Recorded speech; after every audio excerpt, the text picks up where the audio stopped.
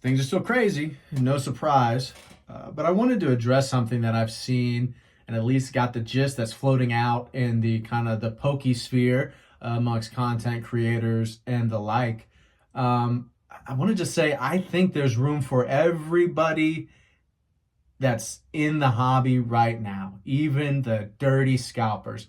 I'm talking the investors, the collectors, um, the casual collectors, the content creators, the new content creators, the new people to the space, the new investors, the new business gurus, the new Pokemon businesses, old Pokemon businesses. If anybody, the actual TCG players, I feel like should have the most stock. But hey, you know, what is my opinion at the end of the day, but another opinion in the sea of opinions. So, but I kind of just wanted to get my thoughts across and see how many of you guys feel similar or know your opinions. But it feels very much to me like, and I'll explain why I feel like there's room for everybody, even the scalpers. But it feels very much to me it's akin like I used to skateboard back in the day. And I still do, but I'm much larger now. It's harder for me when I take falls, much more prone to injury. I'm 31 now, so the injuries are much greater. The first time I skated in a while on an actual vert, I went to a skate park and it was all concrete, and I dropped into a bowl, got a little confident, went to some bigger drop ins, tried to do a little axle stall, and when I rotated the board right back, I fell completely and hit my head, no helmet, trying to be a cool guy. If it wasn't for some kids being around and looking like, oh shit, is this guy dead? I probably wouldn't have got myself up. It hurt like hell. I was in way over my skis trying to do what I was doing. And I think that there's some parallels to what's going on in Pokemon. A lot of people are getting in over their skis, especially, including myself, people who used to be in the hobby and coming back. But all that to say, when I used to skate, it was this whole scene. It's very akin to what's going on now, where it was almost gate kept, and a lot of people felt like, oh, these posers coming in, these posers that are scraping up their shoes to act like they've skated before, these posers doing this and that, and I don't hear that word coming across, but I feel a lot of that sentiment coming across for maybe new people or new investors in the hobby. And so, maybe I'm defending myself because, hey, I'm definitely new to the hobby. I'm definitely coming back in. I'm back in from the days of, I'm a 90s kid. So I remember having the purple see-through Game Boy Color with Pokemon Red. Yellow was my favorite. Hours upon hours playing that thing. I live in Georgia.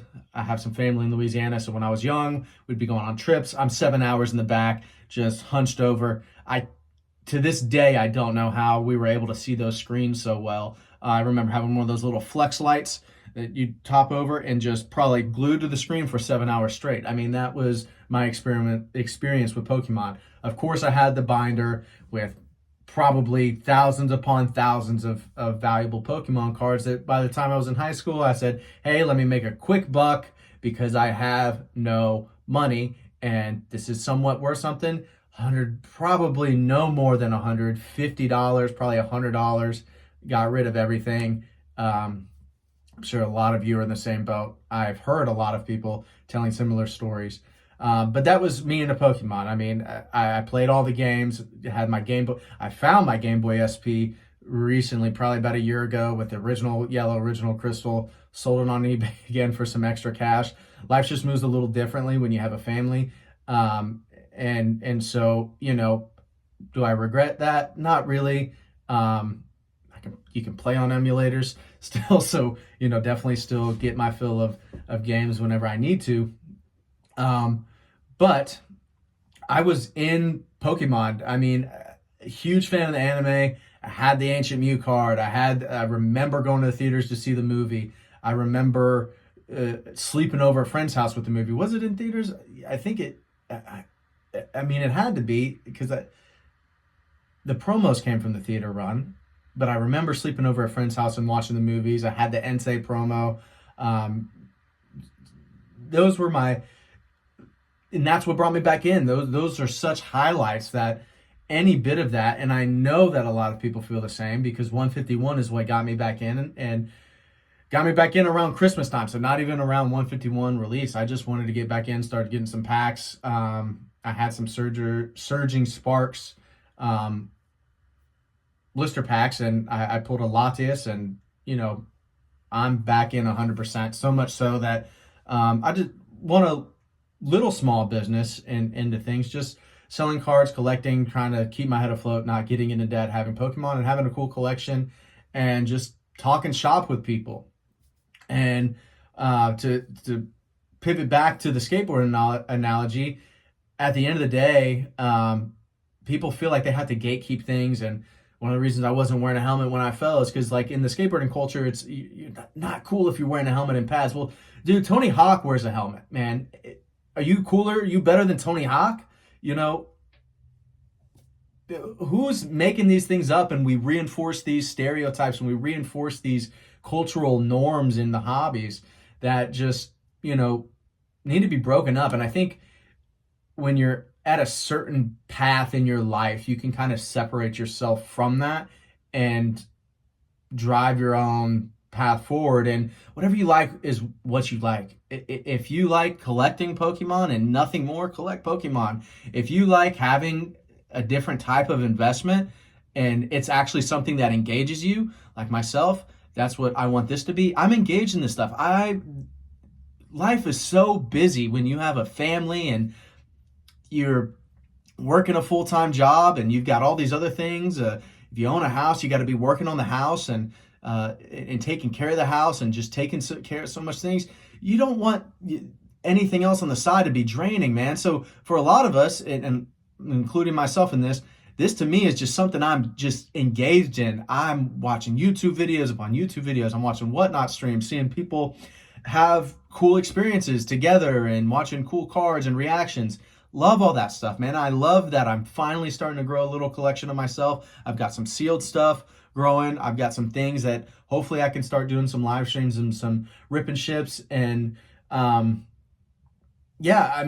so everybody's different, but that all to say, similarly, how I felt that skateboarding was a little bit gate kept, and even myself, I was kind of included in that, composers and stuff. Once I'm on the other side, I'm like, hey man, everybody should be a part of it. It just gives you more people to talk to, share the common experience with, and that at the end of the day, humans, we crave connection. So if that's what this is doing, there's more people to connect with. And I know a lot of you guys, myself included, when I'm going out in public, sometimes you struggle to speak with people about something, or in a social gathering, you don't have too much in common, and obviously I'm an extrovert. I'm probably like 6'4" on the Myers-Briggs, extrovert, introvert. I lie right on that line. I love some me time and I love some alone time, but I love talking. So especially if there's something that somebody has a similar passion with, we just talk shop. All that to say, main point of the video is why I think there's room for everybody. It's bringing all of the eyes on this, all of the attention, shows Pokemon that, hey, we need to create new products. We need to figure out, do we print more things to make things more readily available? It makes the product better.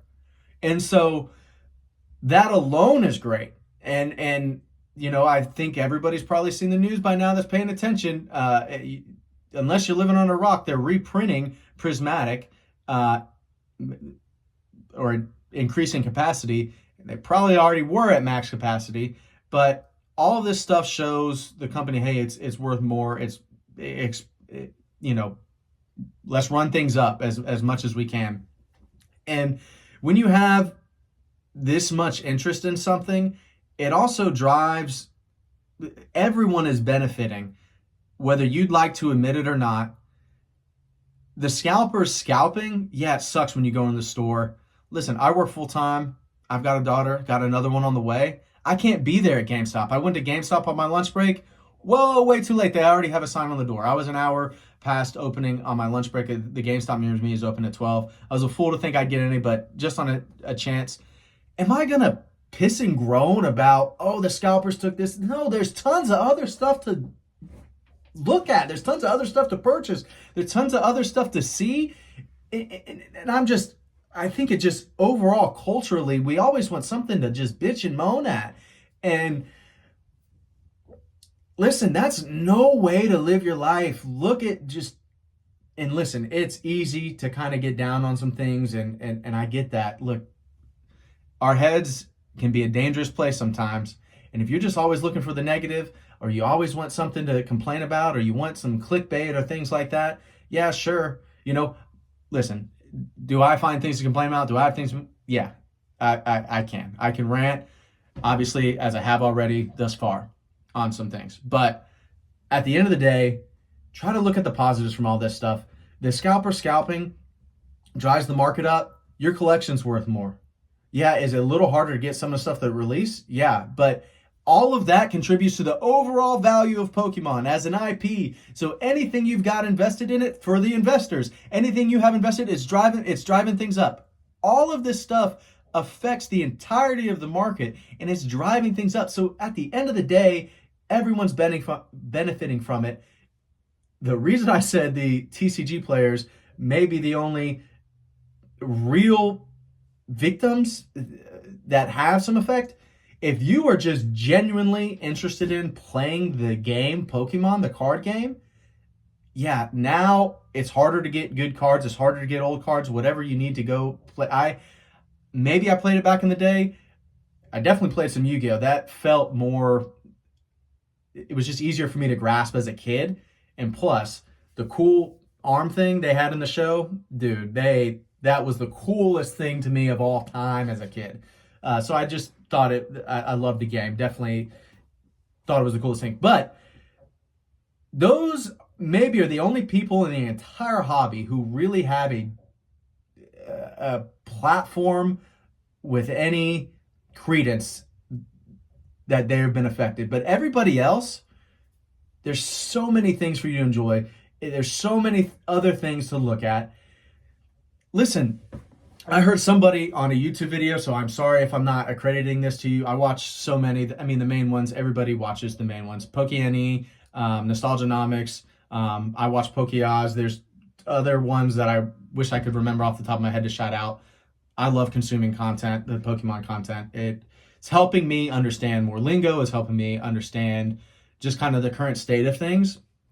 But somebody equated it to like the Prismatic and the Journey Together and all the hype sets are kind of like the Lamborghini of the car market. Not everybody can drive a Lambo. And maybe that's a hyperbolic example because maybe it's not the Lamborghini, but not everybody can have it. There's tons of Pokemon to go around. There's still tons of Pokemon. If not, hey, get into some Japanese stuff. If you really just like the card art and you want your kids to open packs or you want to open packs, tons of other language cards that are much more affordable. Lots of cool art out there. I personally have always had an affinity, even outside of Pokemon, for Japanese art. So I think the Japanese characters on the card accentuate it. Aesthetically, that's my look. I like that. That's my thing. I obviously have some English cards just because of the value on that end, and I can read them. But at the end of the day, I'm not playing the game. Do I really need to read them? No, it's for the art. So Pokemon, the Japanese 151 has been by far my favorite to open. I think the Japanese, from my experience and from what I've seen, has much better pull rates, and it's just a more enjoyable experience. So find something else. Find something else that you can have access to, that you can enjoy. You're supposed to be enjoying this. And if all this is doing is, I'm going to leave the hobby, I'm going to find something else, Pokemon this, Pokemon that, these scalpers, I don't think it's a stretch to say that if that's how you are about this, there's probably a lot of other avenues in life that maybe you have a similar outlook on, and that's just not great for your mental health and for those around you. I think we can take a step back, breathe, evaluate the landscape, evaluate what you want to do, and have fun. At the end of the day, that's all I'm trying to say. There's room for everybody. I do feel like I'm a little late to the party, but the party ain't over until Pokemon stops printing. And even if they stop printing, you have all these cards. So, look, at the end of the day, there's room for everybody. Just have fun.